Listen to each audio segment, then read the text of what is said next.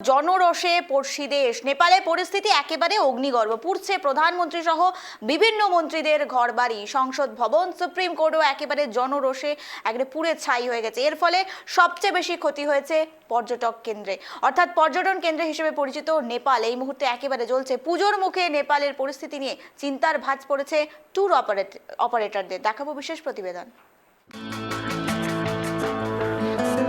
সেনার হাতে নেপালের শাসনভার, বেশ কিছু সামাজিক মাধ্যমকে নিষিদ্ধ করায় ওলি সরকারের বিরুদ্ধে রাস্তায় নামে সে দেশের ছাত্র যুবরা। পরিস্থিতি নিয়ন্ত্রণে আনতে নিষেধাজ্ঞা প্রত্যাহার করা হলেও পরিস্থিতি কিন্তু স্বাভাবিক করা যায়নি। একের পর এক সরকারি ভবনে আগুন, জনরোষের মুখে পড়ে মন্ত্রীরা। শেষমেশ পদত্যাগ করেন প্রধানমন্ত্রী কেপি ওলি। ক্ষমতার দখল নেয় সেনা। হিমালয়ের দেশে এই অস্থিরতায় সবথেকে বেশি ক্ষতিগ্রস্ত হচ্ছে পর্যটন শিল্প। নেপালের জিডিপির প্রায় 6% আসে পর্যটন ব্যবসা থেকে।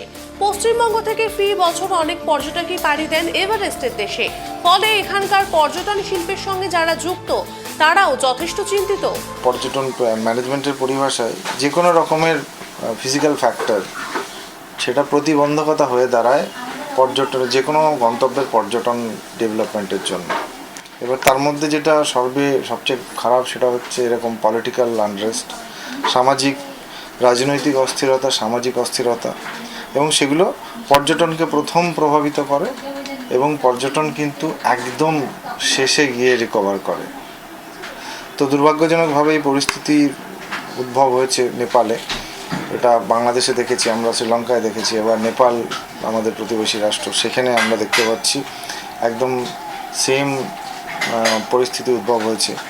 এবং নেপালের মতো দেশ যার জিডিপির বোধহয় 6.6% যেটা পর্যটন নির্ভর, এবং প্রায় 15% মানুষ যাদের জীবন জীবিকা পর্যটন নির্ভর, সেরকম দেশের কাছে এমন একটি সময় সেপ্টেম্বর মাস এই যে ক্রাইসিস তৈরি হলো সেটা কিন্তু খুব মারাত্মক, এবং এর যে এফেক্ট সেটা সুদূর প্রসারী, লং টার্ম, এবং সেখান থেকে রিকভার করাটা কিন্তু একটা সমস্যার জায়গা তৈরি হয়ে গেল।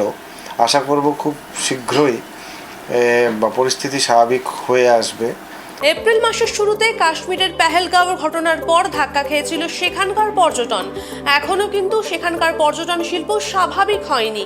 উত্তরাখণ্ডের একটা অংশে দিন কয়েক আগে ঘটে গেছে প্রাকৃতিক বিপর্যয়। এবার নেপাল। স্বাভাবিকভাবেই ভ্রমণ প্রিয় বাঙালিরাও চিন্তায়।